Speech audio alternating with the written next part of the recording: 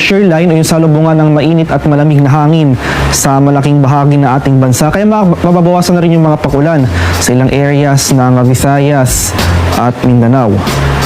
Lumakas pa nga ang epekto ng northeast monsoon o yung malamig na hanging amihan sa malaking bahagi ng ating bansa.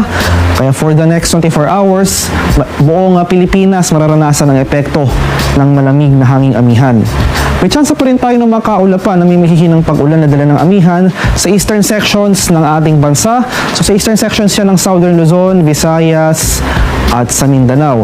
And for the Metro Manila and the rest of the country ay mas maaliwalas sa panahon na ating inaasahan.